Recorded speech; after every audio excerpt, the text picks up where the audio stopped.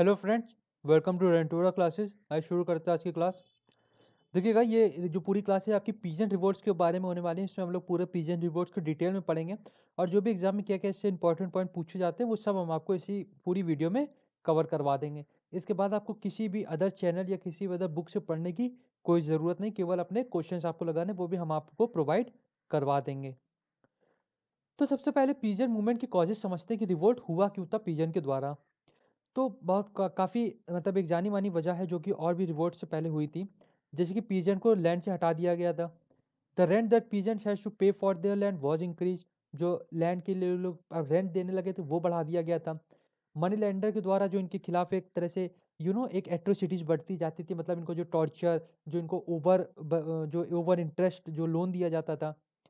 Pigeons का एक जो ट्रेडिशनल हैंडीक्राफ्ट था वो ख़त्म हो गया था। ख़त्म इस वजह से हुआ था क्योंकि जैसे कि जो अपनी एक तरह से जो फैसिलिटीज़ है वो किसको प्रोवाइड करवाते थे, वो ज़मींदार को, जो छोटे-मोटे राजा होते थे, जो एक अच्छे खासे ट्रेडर होते थे उनको। हालाँकि ब्रिटिशर्स के आने के बाद ये सभी ख़त्म हो गए। जब ये सब ख़त्म हो गए तो ये जो फैसिलिटीज़ प्रोवाइड करवाते थे अब ये लोग इनकी फैसिलिटीज़ ले नहीं सकते थे क्योंकि एक तरह से काफ़ी हाई इन लोगों के लिए इनकम हो गई थी। तो अब इसकी वजह से इनकी जो ट्रेडिशनल हैंडीक्राफ्ट है वो भी ख़त्म होने लगा था। तो बेसिकली पीजेंट एक तरह से अनएम्प्लॉय हो गए थे। जो इनके पास छोटी-मोटी लैंड होती थी वो भी due to the high tax, जिसकी वजह से मैसिव डेब्ट ये लोग लेते थे और फिर उसको चुका नहीं पाते थे। तो भाई ज़मींदार जो जो इनको लोन प्रोवाइड करवाता था वो इनकी ज़मीन कैप्चर कर लेता था। जो ब्रिटिश के द्वारा पॉलिसीज़ अपना दी गई थी, जैसे कि रेवेन्यू, टैक्स कलेक्शन और अदर अदर चीज़ें, तो वो भी ये लोग नहीं कर पा रहे थे। लैंड रेवेन्यू जो सिस्टम जो ब्रिटिशर्स लाए थे, जैसे कि हमारा ज़मींदारी सिस्टम, ड्यूट ड्यूट वाली सिस्टम, तो ये सारी चीज़ें कहीं न कहीं इनके फ़ेवर में नहीं थी। तो एक तरह से आप ये कह सकते हैं कि ब्रिटिश आने के बाद जो मोस्ट अफ़ेक्टेड पर्सन्स थे, वो हमारे कौन थे? वो थे हमारे पीजेंट्स, ठीक? तो जिसकी वजह से इनको अब इसके लिए रिवोल्ट लड़ना था और यहीं से जन्म हुआ था पीजेंट रिवोल्ट्स का। तो पीजेंट रिवोल्ट थे क्या-क्या? इम्पोर्टेंट जो थे उनको समझते हैं सबसे पहले। इंडिगो रिवोल्ट, ये 1859 में आया था। पागलपंथी रिवोल्ट, संतर रेबेलियन जो कि 1855 में आया था।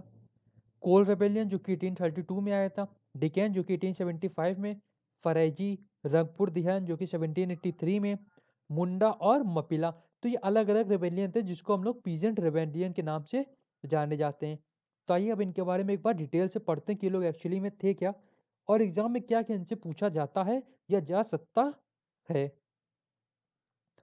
तो सबसे पहले आता है हमारा नरकबेलिया अप राइजिंग। नरकबेलिया क्या था इसको समझते हैं।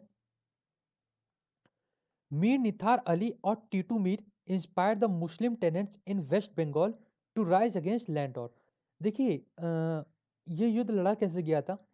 ये एक मीर नथीर अली है, ठीक। भारत के मैप पे इसको समझिएगा। ये वाला जो रीजन है, यहाँ पे ये युद्ध जो है मतलब एक तरह से जो रिवोल्ट है वो लड़ा गया था। तो था क्या, यहाँ पे इस रिवोल्ट में मुसलमान आ रहे थे धीरे धीरे, लेकिन ब्रिटिश आने के बाद वापस हिंदू की ये रीजन मेजोरिटी पे हो गया था। तो यहाँ के लोगों ने क्या किया, अब ये लोग मुसलमान से इनडायरेक्ट तो चिढ़ते थे ही, और क्योंकि अब ये लोग वापस अपनी जगह पे आ गए थे और इनको मुसलमानों ने ही यहाँ से निकाला था, तो अब इनको मौका मिला था अपना बदला लेने के लिए। तो एक टैक्स ये लोग लेके आए थे जिसका नाम था बियर टैक्स। अब बियर टैक्स इसलिए लाए थे क्योंकि उस समय हिंदू तो दाढ़ी रखते नहीं थे, केवल मुसलमान दाढ़ी रखते थे। तो यहाँ के जो लोकल जमींदार थे, जो लोग छोटे मोटे रूलर थे या ट्रेडर थे, वो लोग एक नए रूल लेके आए कि अब बियर टैक्स देना पड़ेगा, मतलब जो आदमी बियर रखेगा उसको टैक्स देना पड़ेगा। और बियर उस समय केवल मुसलमान रखते थे, तो इस वजह से एक तरह से डिस्क्रिमिनेटरी टैक्स था और केवल मुसलमान को मजबूर करना कि आपको ये टैक्स देना है। तो finally who impose the beer tax on the Faraizi and the British indigo planter. तो फरीजी पे टैक्स लगाया गया था। Often consider the first arm peasant uprising against the British. तो इसी की एवज में इनको एक तरह से और कहीं ना कहीं इनको ये भी लगा कि ब्रिटिशर्स भी इनका साथ दे रहे हैं, तो इन्होंने रिवोल्ट किया था जमींदार के खिलाफ, जिसका इनडायरेक्ट सपोर्ट किसका था, जिनके पास सपोर्ट था ब्रिटिश कम्युनिटीज का, ठीक। तो ऐसा कहा जाता है कि जो ये रिवोल्ट था पहला ऐसा पीजेंट रिवोल्ट था जो कि एक आर्म्ड रिवोल्ट था। इससे पहले भी रिवोल्ट हुए होंगे लेकिन वो छोटे मोटे लेवल पे थे, लेकिन जो नरक बेलिया का हुआ था ये सबसे पहला हुआ था जो कि एक आर्म्ड रिवोल्ट था। This revolt took on a religious hue. ये एक तरह से बेसिकली रिलीजियस चला था, क्योंकि ये लोग के ऊपर टैक्स लगाया गया था कि आप बियर्ड नहीं रख सकते, और इन लोगों के धर्म में बियर्ड रखनी होती थी। तो एक तरह से रिलीजियस वॉर हुआ था, जो आगे चल के एक तरह से पीजेंट वॉर में कन्वर्ट हो गया था। और फाइनली ये एक तरह से आगे चल के मर्ज हो गया था वहाबी मूवमेंट में। तो ये पूरा था नरकबिली अपराइजिंग के बारे में, कौन थे तीतू मीर, और क्यों ये मतलब एक तरह से रिवोल्ट का जन्म हुआ, और फिर कैसे पूरे ब्रिटिशर्स के खिलाफ हो गया था, और फिर आगे चल के इस पूरे रिवोल्ट को वहाबी मूवमेंट में मिला दिया गया था। नेक्स्ट आते हैं हमारा पागलपंथी रिवोल्ट पे। The Pagalpanthi, a semi religious group mainly constituting the Hajong Garo tribes of Mymensingh district earlier in Bengal. तो ये रिवोल्ट था, ये भी आपका बंगाल से ही स्टार्ट हुआ था। ये एक तरह से था क्या पागलपंथी, ये एक तरह से सेमी रिलीजियस ग्रुप थे जो हजोंग और गरो ट्राइब्स के द्वारा लड़ा गया था। कहाँ की थी ये दोनों ट्राइब, ये थी मैनमेन डिस्ट्रिक्ट, जो कि बंगाल में पहले पाया जाता था। इसको फाउंड किसने किया था, ये करम शाह के द्वारा बनाया गया था। ये थे करम शाह हमारे। The tribal peasants organized themselves under Karam Shah's son Tipu to fight the oppression of the जमींदार। देखिए ये जो पीजेंट रिवोल्ट हुए थे ना, ये एक तरह से जमींदारों के खिलाफ लड़े गए थे, क्योंकि जमींदारी सारी पॉलिसी लाते थे और वो पॉलिसी डायरेक्टली इनको ही अफेक्ट करती थी। हालांकि ये ब्रिटिश रिवोल्ट के खिलाफ इसलिए तब्दील हो जाते थे क्योंकि जो जमींदारों को सपोर्ट होता था वो होता था ब्रिटिश गवर्नमेंट का। तो इस वजह से जो जमींदार के खिलाफ लड़ा जाता था वो इनडायरेक्टली हो जाता था ब्रिटिशर्स के खिलाफ। तो उसी तरह जो पागलपंथी था वो करम शाह के द्वारा स्टार्ट किया गया था, जिसको टीपू ने बढ़ाया था। From 1825 to 1835, the Pagalpanthi refused to pay rent above a certain limit and attacked the houses of जमींदार। तो ये युद्ध लड़ा क्यों गया था? 1825 से लेकर 1835 तक ये पूरा रिवोल्ट लड़ा गया था। इस रिवोल्ट का मेन मतलब इसीलिए था कि मतलब जो वहाँ के पीजेंट्स थे, उन्होंने कहा था कि एक अमाउंट के बाद हम आपको कोई टैक्स नहीं देंगे। हालांकि जो वहाँ के जमींदार थे वो जबरदस्ती इन पे टैक्स इम्पोज कर रहे थे, और फिर एक तरह से फेमाइन की कंडीशन इन लोगों के लिए आ गई थी, जिससे बचने के लिए इन्होंने रिवोल्ट करना चालू कर दिया था। The government introduced an equitable arrangement to protect these peasants, but the movement was violently suppress. तो हुआ क्या, जब इन्होंने जमींदार को रेवेन्यू देना बंद किया, जमींदार ने ब्रिटिश को रेवेन्यू देना बंद किया, फिर ब्रिटिश ने कंसील पॉलिसी अपनाई इनको और जमींदारों के बीच में। हालांकि जब इन ब्रिटिशर्स ने देखा कि ये लोग तब भी नहीं मान रहे, तब फिर इन्होंने पॉलिसी एक अपनाई थी, कैरेट एंड स्टिक पॉलिसी अपनाई इन्होंने। इन्होंने क्या कहा, इन्होंने सबसे पहले लोगों को ये दिखाया कि हम आपसे टैक्स कम कर रहे हैं, लेकिन इन्होंने एक नया टैक्स इंट्रोड्यूस कर दिया था। तो अब जिसकी एवज में ये लोग फिर इनसे नाराज हो गए थे और इन्होंने फिर रिवोल्ट करना चालू कर दिया था। हालांकि इस बार ब्रिटिश ने ये रिवोल्ट ब्रूटली सप्रेस किया था और कोई भी मेडिटेशन पॉलिसी इन लोगों के लिए नहीं अपनाई थी। तो ये था पूरा पागलपंथी रिवोल्ट के बारे में। नेक्स्ट आते हैं हमारा फराइजी रिवोल्ट के बारे में। फराजी कौन थे? They were the follower of a Muslim sect, जिसको फाउंड किया था हजी शरीयत अल्लाह ऑफ फरीदपुर में। ये ईस्टर्न बंगाल के रहने वाले थे। ठीक, तो मुस्लिम सेक्ट द्वारा बनी गई थी। किसने बनाई थी? हजी शरीयत अल्लाह ने। ये कौन थे? ये ईस्टर्न बंगाल के में रहते थे। ये थे मैं Haji Shariatullah. They advocated radical religious social and political changes. तो फाइनली एक तरह से डायरेक्ट रिवोल्ट ना होके ये इनडायरेक्ट रिवोल्ट था, और ये डायरेक्ट किस पे बेस्ड था? ये पॉलिटिकल आइडियोलॉजी पे बेस्ड था। किसकी? इस्लामों के खिलाफ, इस्लाम के। ठीक, तो इस्लाम की पॉलिटिकल आइडियोलॉजी पे पूरा रिवोल्ट बेस्ड था, जिसको लीड किसने किया था? हाजी शरीफ अला ने। ये ईस्टर्न बंगाल के रहने वाले थे। Sarath Ali son Dadu Mian organized his followers with an aim to expel the English intruders from Bengal. Shah Ali Khan के बाद इनके जो बेटे थे जिनका नाम था दादू मियान, इन्होंने फिर एक छोटी फोर्स इकट्ठा की, और इनका मेन मोटिव था इंग्लिश को यहाँ से निकालना पूरे बंगाल क्षेत्र से, क्योंकि बंगाल पे कहीं ना कहीं मुगलों का पहले से राज रहा है। The sect also supported the cause of tenants against the जमींदार। तो अब क्योंकि छोटा बेस था इनका, मुस्लिम आइडियोलॉजी थी, और वहाँ पे कहीं ना कहीं जमींदार जो हिंदू पॉपुलेशन थी वो ज़्यादा थी, तो अब इन्होंने क्या कहा, इन्होंने कहा कि हम सपोर्ट लेंगे पीजेंट्स का। और पीजेंट्स कौन थे? ये थे वहाँ के टेनेंट, और ये लोग पहले जमींदार की पॉलिसी से परेशान हो चुके थे।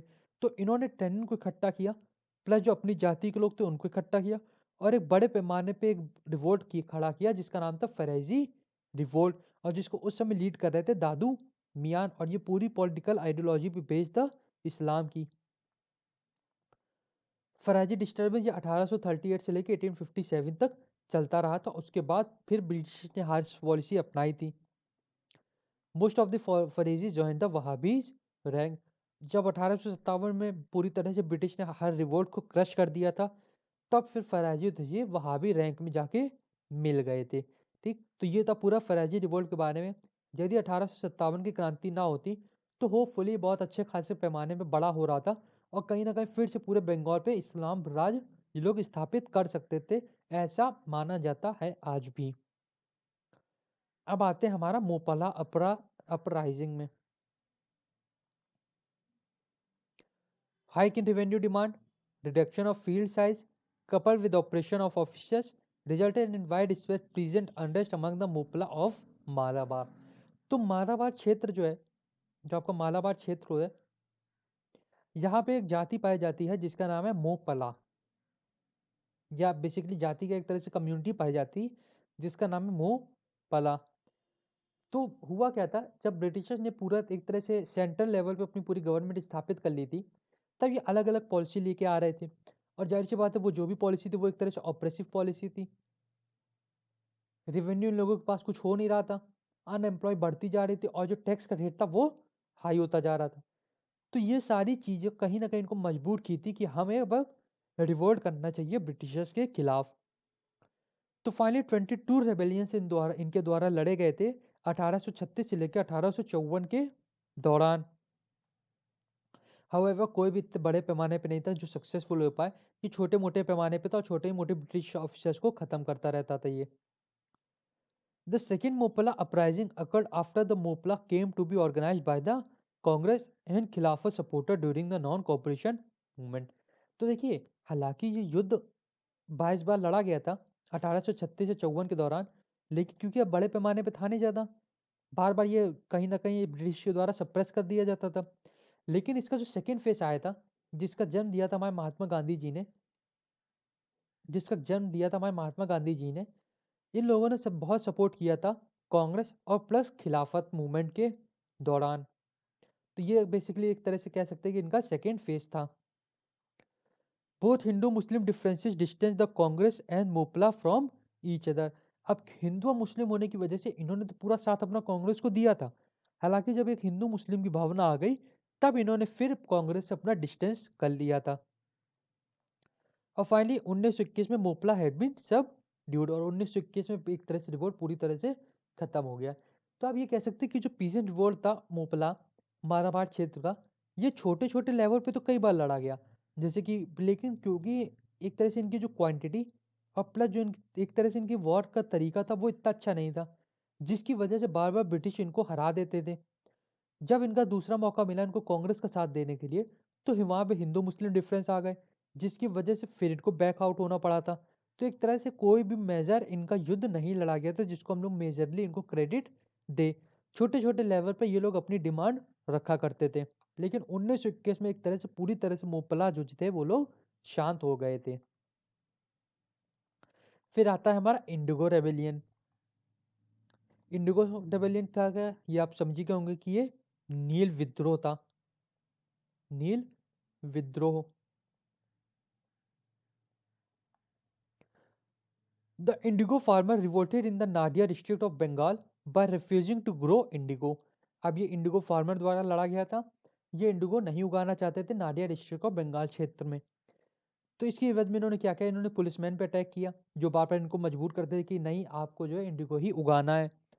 The planter in response to this increase the rent and evicted the farmers which lead to more agitation.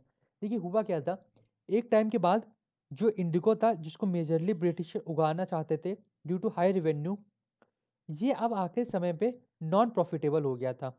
ठीक, और जो यहाँ के लोकल किसान थे जिसको उगाते तो उनको भी इससे कोई बेनिफिट नहीं मिल रहा था। तो अब वो लोग ये इसको उगाना नहीं चाहते थे। हालाँकि ब्रिटिश की इसी की डिमांड थी कि आप इंडिगो ही उगाएँ। अब इंडिगो उगाने के लिए ये किसको अपॉइंट करते थे? ये अपॉइंट करते थे लैंडलॉर्ड को। और लैंडलॉर्ड किसको अपॉइंट करता था? ये अपॉइंट करता था फार्मर्स को कि आप मजबूरन आपको इंडिगो ही उगाना है, अदरवाइज़ आपको टैक्स देना पड़ेगा। ठीक? तो अब जब ये प्रॉफ़िटेबल नहीं हुआ, तब इन्होंने कहा कि हम नहीं उगाएँगे। जिसकी वजह से जो वहाँ के फार्मर्स थे, जो लैंडलॉर्ड थे, वो इनकी ज़मीन कैप्चर करने लगे थे। जिसकी वजह से इन्होंने रिवोल्ट लड़ा जिसका नाम था Indigo revolt. April 1860, all the farmers in the Barsat division of the district Nadia and Pabna went on a strike and refused to grow indigo. यही सब देखते हुए फाइनली जो बरसात डिवीजन था, जो कि नादिया और पबना डिस्ट्रिक्ट है, जो कि हमारे बंगाल में पाई जाती हैं, ये लोग इकट्ठा हुए और इन्होंने स्ट्राइक पे बैठ गए कि अब हम इंडिगो नहीं उगाएंगे। The strike spread to other parts of Bengal. अब ये जो स्ट्राइक थी, ये अलग अलग पार्ट्स में भी बंगाल के फैलने लगी थी कि यदि हम लोग इनका सपोर्ट करें तो हो सकता है ब्रिटिश हमको ये छूट दे दे कि आप इंडिगो ना उगाए। तो इनको देखते हुए और लोग भी इनकी पॉलिसी से अट्रैक्ट होने लगे थे। ये पूरा रिवोल्ट किसके द्वारा लीड किया गया था? विश्वास ब्रदर जो कि नादिया के थे, राफिक मंडल जो कि मालदा के थे और कलदर मोल्ला जो कि पबना के थे। ये 3 लीडर थे, जो अलग-अलग अपने कम्युनिटी के थे, मतलब जो अलग-अलग उनका एरिया था उसके थे, और इन्होंने ही एक तरह से बड़े लेवल पे इसको ये तीनों मिल के चला रहे थे। The revolt was suppressed and many farmers were slaughtered by the government and some of the जमींदार। हालांकि जब ये रिवोल्ट बड़ा होने लगा, तब ब्रिटिशर्स को लगा कि अगर ये रिवोल्ट बड़ा हो गया, तो बाकी फार्मर भी इनकी तरह विद्रोह पे आ जाएंगे। तो इस वजह से इन ब्रिटिशर्स ने कहा कि अब इस पूरे रिवोल्ट को हम ब्रूटली सप्रेस्ड करेंगे, मतलब बहुत बुरी तरह इसको ख़त्म करेंगे। इस वजह से इन्होंने अपनी सेना वहाँ पे भेजी और वहाँ के जो फार्मर थे उनको मारना चालू कर दिया था। जिसकी वजह से अब ये जो रिवोल्ट था वो धीरे-धीरे ख़त्म हो रहा था। जो थोड़े बहुत फार्मर कर रहे थे वो यहाँ से भागने लगे थे। The revolt was back by the Bengali intelligentsia Muslim and the missionary. ये रिवोल्ट को बैक मतलब पीछे से ताकत कौन दे रहा था? बंगाली इंटेलिजेंसिया, जो कि मुस्लिम और मिशनरीज चलाते थे। तो ये था पूरा इंडिगो फार्मर्स के रिवोल्ट के लिए। इंडिगो रिवोल्ट बेसिकली एक तरह से बहुत बड़ा नाम इसलिए है क्योंकि इनिशियली जो छोटे लोगों के द्वारा लड़ा गया था, जो सबसे बड़ा युद्ध था, वो हमारा इंडिगो ही था। और जो सबसे बुरी तरह सप्रेस किया गया था वो भी इंडिगो था ब्रिटिशर्स के द्वारा। क्योंकि यदि बड़ा हो जाता तो और भी फार्मर इनकी पॉलिसी से कहीं ना कहीं बहका देते इनको, और भी फार्मर जो वो विद्रोह पर उतर आते। इस वजह से ब्रिटिशर्स ने इस पूरे रिवोल्ट को ब्रूटली सप्रेस्ड किया था। और इस रिवोल्ट को खास इस वजह से और माना गया है क्योंकि जो प्रेस थी उसने इस रिवोल्ट का पूरा साथ दिया था। इसी के द्वारा एक किताब भी लिखी गई है जिसका नाम है नील दर्पण। हम्म, नील दर्पण हमारे दीनबंधु मित्र द्वारा लिखी गई थी 1858 से 1859 में। नील दर्पण का मतलब होता है मिरर ऑफ इंडिगो, कि इंडिगो की सच्चाई क्या थी, इंडिगो लड़ा क्यों गया था, इंडिगो के पीछे आइडियोलॉजी क्या थी। इस पूरी बुक में ये दिखाया गया है कि फार्मर्स की सिचुएशन उस समय क्या थी, एक्चुअली वो सिचुएशन क्या थी, और किस एक तरह से वो कह सकते हैं ना कि किस चीज़ से वो लोग गुजर रहे थे, ये केवल फार्मर्स ही जानते हैं। और इसी पूरी सिचुएशन को इस बुक में दिखाया गया है। The play became a talking point and urged the Bengali intelligentsia to lend support to the Indigo revolt. और क्योंकि इंडिगो रिवोल्ट तो काफ़ी समय से चल रहा था, लेकिन जब ये बुक आई तो कहीं ना कहीं जिन लोगों ने इनकी बुक को पढ़ा और वो इस बुक से प्रभावित होकर फिर से इस इंडिगो को सपोर्ट करने लगे थे, और जिसमें सबसे ज़्यादा सपोर्ट किया था वो किया था बंगाली इंटेलिजेंसिया के द्वारा। Michael Madhusudan Dutt translated the play into English. Michael Madhusudan Dutt जो थे उन्होंने इस पूरे प्ले को इंग्लिश में लिखा था। ठीक, तो ये था पूरा नील दर्पण के बारे में, एग्जाम में पूछा गया था, इस वजह से मैंने आपको बता दिया। अब आता है हमारा संथर रिवोल्ट। संथर रिवोल्ट ये वाले क्षेत्र में लड़ा गया था। यदि वो देखा तो उड़ीसा और जो झारखंड का है वो इसका बेसिकली अफेक्टेड एरिया था इस पूरे रिवोल्ट का। संथर्स थे कौन, पहले इसको समझते हैं। दे वर द एग्रीकल्चर पीपल जो कि राजमहल हिल्स से बिहार में वहां पे सेटल थे। British turn to them for expansion of the revenue through agriculture. तो हुआ क्या, ये एक तरह से ट्राइब थी जो कि राजमहल हिल्स और बिहार के क्षेत्र में रहते थे। ब्रिटिशर्स ने इनके साथ एक डील साइन की कि जो फॉरेस्ट है वहाँ पर आप उसके जो पेड़ हैं, जो बड़े बड़े जंगल है, आप उसको साफ करें और वहाँ पे हम लोग मिलके एग्रीकल्चर करेंगे। और जिसका प्रॉफिट संथल्स को भी होगा। तो संथल्स ने इनकी बात को एक्सेप्ट करके इस फॉरेस्ट को साफ करना चालू कर दिया। हालांकि इसी फॉरेस्ट से इन लोगों का पूरा रिवेन्यू होता था इनको खाने पीने का, प्लस एक तरह से घर बनाने में, आग जलाने में, ये सब चीजें इनको मदद करते थे। हालांकि ये लोग ब्रिटिशर्स के बहकावे में आकर इस पूरे फॉरेस्ट को इन्होंने साफ करना, काटना चालू कर दिया था। 1832 में काफी मतलब बड़े पैमाने का जो एरिया था उसको इन लोगों ने साफ कर दिया था। However, gradually the exploitation started from the British side to such an extent that it gave rise to Santhal rebellion. अब फिर धीरे धीरे ब्रिटिशर्स ने अपने असली मंसूबे उजागर करना चालू कर दिया था, और जो संथल इनके सपोर्ट में थे और पूरे फॉरेस्ट को खत्म कर रहे थे, वो अब कहीं ना कहीं इनकी बात को समझ के अब इनके खिलाफ होने लगे थे। और इसी वजह से यहाँ से जन्म हुआ था संथल रेबेलियन का।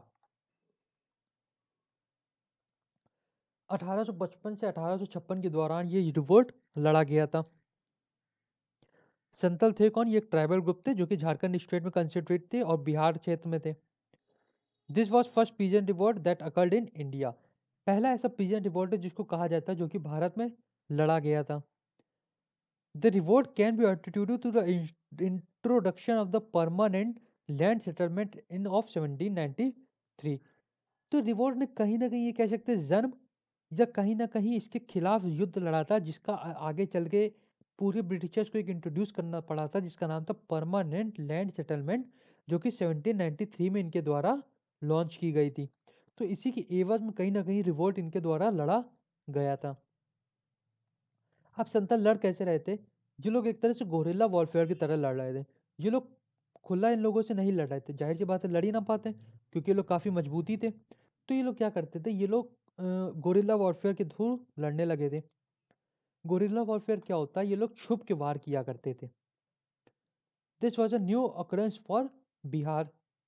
The Santhal form their own आर्मीज composed of peasants marching against their operations. तो अब जो संथाल थे उन्होंने क्या किया, उन्होंने पीजेंट्स का साथ देना चालू किया ताकि वो इस रिवोल्ट को बड़ा कर पाए और ब्रिटिशर्स के खिलाफ अच्छे से लड़ पाए। फाइनली द सिंथल आर्मी क्या करती थी, जो रेल, जो पोस्टल कम्युनिकेशन थी, उसको इन्होंने खराब करना चालू कर दिया ताकि जो ब्रिटिशर्स का कम्युनिकेशन है वो एब्रप्ट हो, और जो बाद के जो ब्रिटिश फोर्स है वो इनका सपोर्ट के लिए ना आ पाए। Surely the Santa revolt was very effective for a while, but it could not succeed. देखिए जो संतर रिवोल्ट था, जो उसकी पॉलिसी थी, जो उसकी टेक्निक थी, वो काफ़ी अच्छी थी और वो धीरे धीरे बढ़ भी रही थी। और कहीं ना कहीं वो लोग बाकी जो आसपास का एरिया था वहाँ के लोगों को भी अट्रैक्ट कर रही थी कि आप हमारा साथ देने आए। हालांकि ये इनिशियली जो धीरे धीरे बढ़ रही थी, और ब्रिटिशर्स के पास जो पहले से एक इस्टेब्लिश पावर है, ये इतनी काबिल नहीं थी कि उसका युद्ध लड़ पाए। तो फाइनली ये धीरे धीरे पूरी तरह से ब्रिटिश के द्वारा सबड्यू कर दिया गया था। तो ये था पूरा आपके जितने भी रिवोल्ट लड़े गए थे पीजन के द्वारा। इसके बाद इसकी जो भी इंपॉर्टेंट क्वेश्चंस आए जो एग्जाम में पूछेंगे उसकी एक कंपाइल पीडीएफ बना के हम लोग आपको अपने टेलीग्राम चैनल पर प्रोवाइड करवा देंगे। प्लस इसके बाद जो कुछ इंपॉर्टेंट फैक्ट्स हैं वो भी हम आपको टेलीग्राम चैनल पर अपने प्रोवाइड करवा देंगे। टेलीग्राम का लिंक नीचे डिस्क्रिप्शन पे दे रखा है।